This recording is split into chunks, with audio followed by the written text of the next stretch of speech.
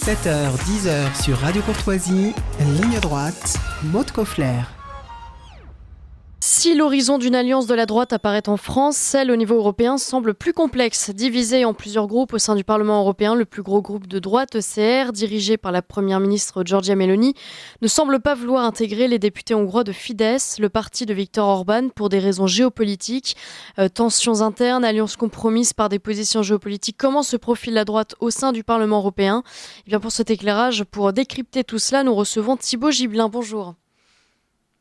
Bonjour Maud, bonjour aux éditeurs de Radio Courtoisie. Vous êtes spécialiste des relations entre la Hongrie et l'Union européenne. Vous avez publié plusieurs ouvrages à ce sujet, notamment Pourquoi Viktor Orban joue et gagne, résurgence de l'Europe centrale aux éditions Fauve en 2020. Alors, première question, le Parti des conservateurs et réformistes européens, l'ECR, refuse l'adhésion des députés de Fidesz de Viktor Orban.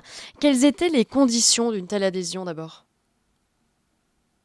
Alors, le parti Fidesz partage tous les codes, je dirais, des partis conservateurs de droite. Là, la dispute se fait davantage sur l'accession du parti roumain AUR, c'est-à-dire un parti pour l'union des Roumains, qui est entré dans ECR. Et ce parti a une rhétorique très hostile à l'importante minorité hongroise qui vit en Transylvanie. Il y a encore 1 300 000 Hongrois en Transylvanie. Et c'est une ligne rouge pour le Fidesz. Alors bien sûr, il y a un élément rhétorique là-dedans. Il y a aussi d'autres choses derrière. Ce que je sais des négociations d'adhésion pour toute délégation, c'est que le groupe ECR est extrêmement tatillon sur la loyauté internationale, et notamment sur le soutien à la guerre en Ukraine et le fait de s'inscrire dans une logique atlantiste et donc d'intégrer le mouvement conservateur comme un espèce de flotteur droit du système occidental, de l'hégémonie américaine en Europe. Ça, c'est quelque chose sur lequel les Hongrois sont très réticents. Ils estiment que l'intérêt conservateur, c'est pour l'intérêt national et que ça s'inscrit pas dans une espèce d'international. Voilà. Alors, tant que ça peut coïncider avec l'intérêt national, évidemment que les Hongrois s'y prêtent. Et on sait que la CIPAC, ce grand événement conservateur très américanophile, a lieu à Budapest à l'instigation du Fidesz, mais c'est précisément pour élargir leur marge de manœuvre. Alors que là, si jamais il s'agit de s'obliger à une rhétorique belliciste sur la question ukrainienne, ce qui n'est pas l'intérêt hongrois, eh bien, ils préfèrent attendre ou passer leur tour. Alors on comprend bien du coup qu'il y a des divergences liées au conflit ukrainien notamment.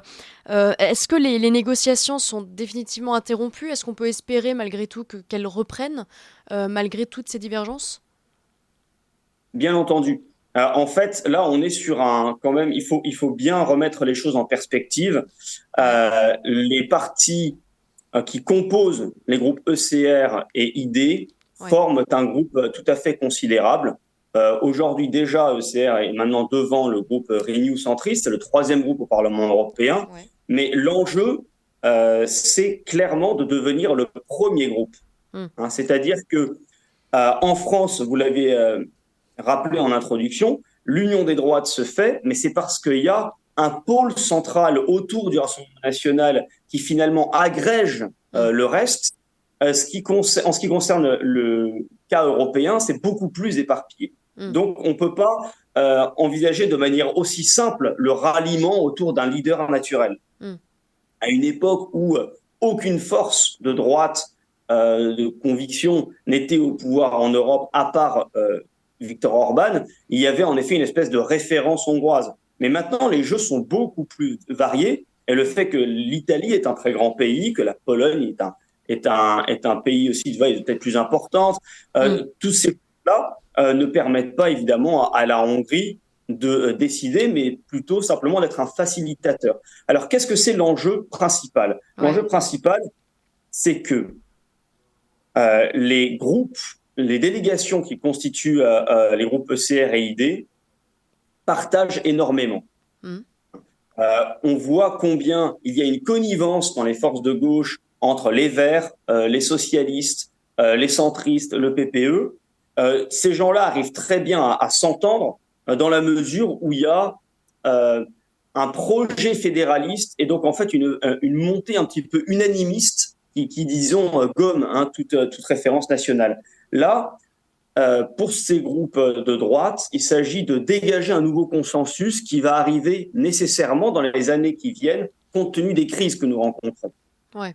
Et à ce moment-là, dans cette nouvelle configuration, une alliance, un nouvel état de coopération pourra se faire jour.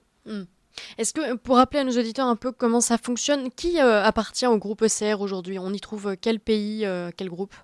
Alors, dans le groupe ECR, vous trouvez donc bien sûr Giorgia Meloni et donc sa grosse délégation de Fratelli d'Italia. Ouais. Vous trouvez les Finlandais, les vrais partis des vrais Finlandais. Vous trouvez des Suédois, les démocrates suédois. Vous trouvez les Polonais qui sont retombés dans l'opposition à l'automne dernier. Vous avez aussi les Espagnols de Vox.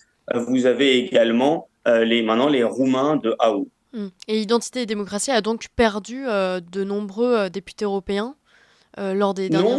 Non, les deux groupes se sont partagés des gains, notamment grâce à la grosse performance du Rassemblement national. Mais alors l'AfD est un peu entre les deux parce que l'exclusion de la tête de liste Maximilian Krah laisse supposer que l'AfD pourrait réintégrer, se maintenir dans le groupe ID. Il y a l'importante délégation autrichienne du FPE, l'importante délégation flamande du Vlaams Belang. Donc il y a aussi cette forte présence, cette force politique qui est ID, avec, on le remarquera, des partis qui ne sont pas au pouvoir en bien moindre proportion. Donc c'est ça la différence entre ces partis, c'est qu'il y en a un qui est davantage intégré aux structures de pouvoir et l'autre il ne l'est pas. Et dans ce cadre-là, c'est vrai que le Fidesz fait exception parce qu'il domine de la tête et des épaules en Hongrie. Il a une expérience chevronnée des arcanes européens. Viktor Orban prend la présidence de l'Union européenne le 1er juillet, mais il n'est pour l'instant dans aucun groupe depuis son exclusion, ou plutôt son départ du groupe PPE en 2021. Alors dans le cas où Fidesz se voit refuser définitivement l'entrée dans un groupe politique, est-ce qu'il serait stratégique pour eux de créer leur propre groupe? J'imagine que non, voire en s'alliant avec les députés allemands de l'AfD. C'est envisageable ça? Alors, que le Fidesz constitue son propre groupe, c'est assez illusoire dans la mesure où évidemment, ça se fait au détriment d'autres groupes et il faut quand même réunir 7 nationalités, 30 députés, donc ça ne se trouve pas évidemment sous le sabot d'un cheval. La possibilité de rester sans attache, ça peut être une option en attendant précisément d'être un vecteur, un facilitateur d'une reformation des groupes à droite. Ce que souhaite faire le Fidesz, c'est pas seulement réunir ID et ECR, c'est aussi inviter d'autres délégations, débaucher des députés du PPE qui sont un petit peu comme des singes en hiver dans cette force politique qui en fait sert de vecteur à l'influence de gauche et trahit le vote des électeurs de droite qui ont encore constitué évidemment ce groupe important. Et ce serait aussi une manière de diminuer l'influence de la CDU allemande, puisque faut bien comprendre cette espèce de logique en entonnoir. La CDU allemande domine le groupe PPE qui domine le Parlement européen. Donc l'Allemagne est faiseuse de roi en Europe, et c'est pour cela que Ursula von der Leyen est en bonne position pour un deuxième mandat à la tête de la Commission européenne. Fondamentalement, idéologiquement, qu'est-ce qui divise, qu'est-ce qui différencie vraiment ECR et Identité et démocratie? Est-ce que finalement, on l'a vu, on faisait un parallèle avec le Rassemblement national en France et qui a en quelque sorte mangé les autres partis. Je pense qu'on est tous d'accord là-dessus. Là, est-ce que ECR pourrait manger Identité et démocratie? Alors, en soi, évidemment, c'est pas à exclure. C'est pas à exclure. Il faut comprendre que le groupe ECR, historiquement, c'était le groupe des conservateurs britanniques qui souhaitaient ne pas être associés à la droite de gouvernement des pays continentaux, et donc qui avaient leur propre groupe, marqué par une logique très atlantiste, très anglo-saxonne. Bon, depuis le Brexit, c'est la Pologne qui était devenue la composante principale de ce groupe et qui poursuivait cette logique de défendre la présence américaine ou anglo-saxonne pour faire un équilibre entre l'Allemagne et la Russie. Donc, il me semble que ce qui est le plus structurant dans l'ADN de CR, c'est l'atlantisme. Pour Identité et démocratie, c'est historiquement, je dirais, les moutons noirs, ceux contre lesquels le cordon sanitaire était constitué. Et petit à petit, ce cordon sanitaire se fragilise parce qu'il y a une normalisation de ces partis et qu'il y a finalement un mimétisme, une espèce de similarité qui crève les yeux entre les options politiques et les votes au Parlement européen de CR et les options politiques et les votes des partis politiques qui composent ID. Ouais. Pour revenir à Viktor Orban et ECR, si le conflit russo-ukrainien n'avait pas eu lieu, est-ce que l'alliance aurait été plus facile, plus évidente ? C'est certain. Et de ce point de vue, Viktor Orban, et de façon générale, les conservateurs hongrois veulent penser que cette guerre ne sera pas éternelle et que la stabilisation de la frontière à l'est de l'Europe et finalement un nouveau modus vivendi permettra de sortir de cette situation de conflit qui a notamment empoisonné les relations polono-hongroises, puisque les Polonais sont à cran vis-à-vis de la présence, de la montée en puissance russe en Europe de l'Est.